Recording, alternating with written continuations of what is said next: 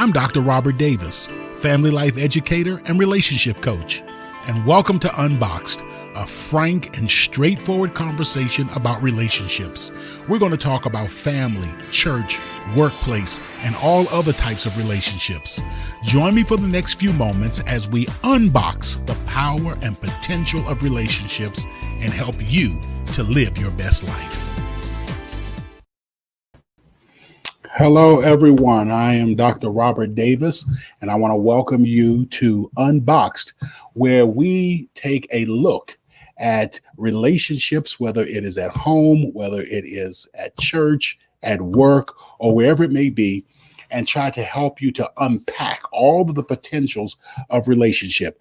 We are encourage you to send in your emails or comment right here on Facebook or on YouTube, or you can email us your questions directly at info@swg-unboxed.org. That's info@swg-unboxed.org. And we would love to answer your questions right here on air. We've received many questions so far, and we're going to go ahead and get started today answering those questions.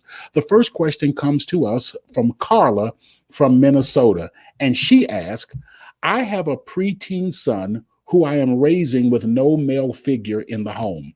I have a difficult time asking him to do chores and other household tasks because whenever I try to communicate with him, he becomes angry.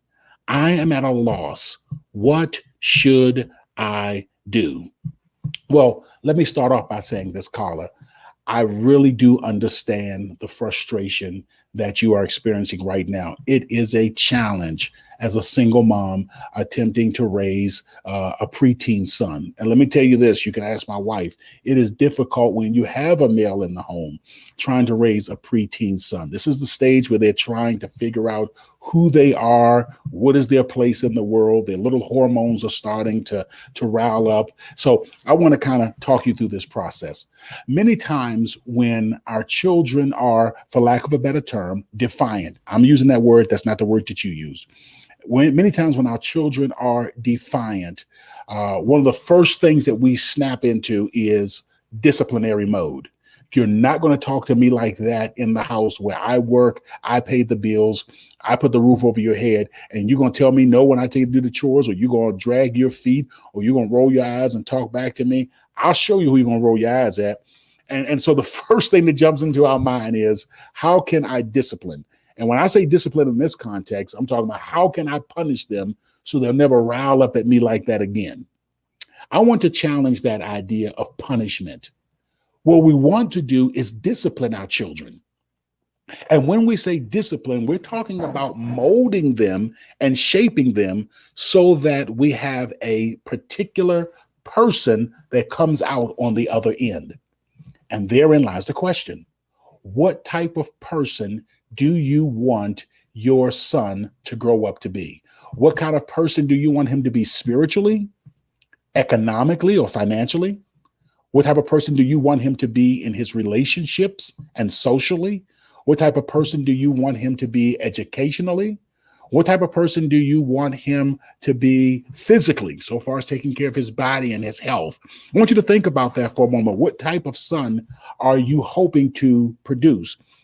And once you get that idea of the vision that you have for your son, the next thing that I want you to do is I want you, if you haven't already done this, I want you to recruit your son and for the two of you to talk about the vision for his life.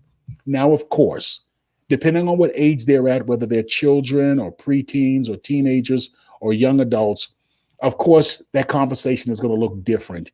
You know, it's going to be difficult for them to process mature things when they're at a younger age, but they can understand small concepts such as, I don't want to be dependent on other people when I become an adult for my finances.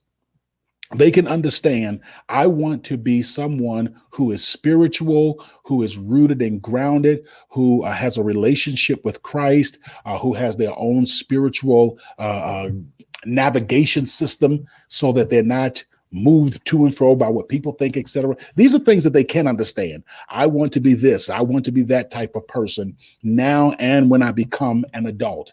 And this is where discipline comes in. After you and your child have determined the type of life and the type of person that they want to be, the next thing is, how do we develop a roadmap? And the discipline is not to punish them, but rather to help them to stay on that roadmap. So, my encouragement to you, and I'm going to get to some more specifics in a second, but my first encouragement, number one, is to really sit down and think about the vision that you have for your son's life.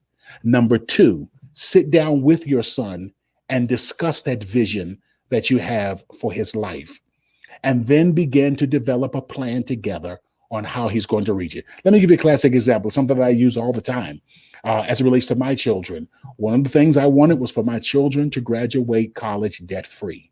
So now we're talking education, and we're talking and now we're talking financial.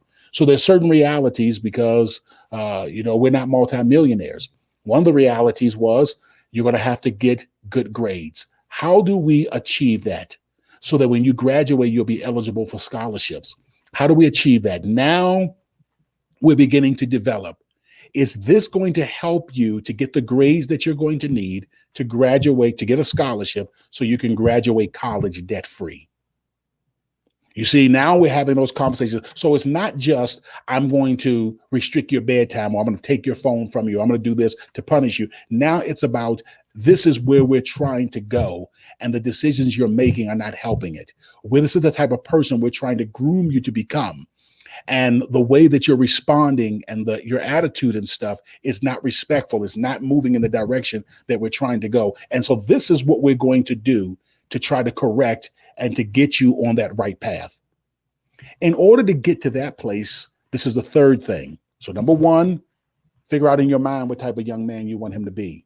Number two, work with him to develop and to clarify that vision and to develop some goals and some plans. Number three, and that is, you have to be the adult in the room. Too often, because our children are young and immature emotionally, we get sucked into their emotional responses. So rather than being the adult, we respond in kind. Here's the rub. Are you ready for it? You have to stay above the fray. And so I want to encourage you to begin thinking about who you want to be while you're interacting with an angry young man. What type of person do you want him to see? What tone of voice do you want him to hear? I don't want you to think about this just when you're in the heat of the moment. I want you to begin doing some pre-planning when you're in your private time, in your devotion, when you're laying in your bed trying to go to sleep. Think about, what type of person do I want him to see when I interact with him during these various scenarios that come up? One of them, which is, he gets angry anytime I say something to him. How am I going to manage and govern myself so that I encourage him on the path toward excellence? That's the ultimate question. And the ultimate goal is to always bring into these scenarios your best person, not your reactive person. Your best person, not your reactive person. So that even while he is responding in immature ways, you are still in control of yourself and you're not allowing him to control your emotions. It's a lot easier said than done, but let me tell you this: practice makes perfect. Again, I want to encourage each of you to support Unboxed. Our website is right there, www.swg-unboxed.org. We encourage you to support us. I also want you to submit your questions to info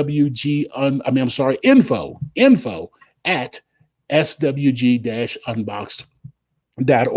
We would love to hear your questions, and we'll do our best to make sure that we answer them right here. And you can also submit questions to us through Facebook and through YouTube. We are excited about how family, how relationships, how interactions can help us to be the best person, and how we can unpack all of our potential.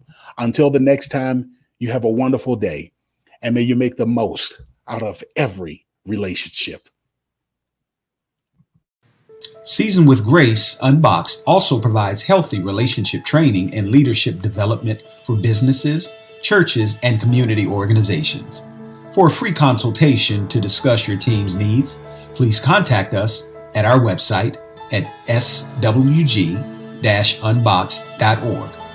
That's SWG-Unboxed.org.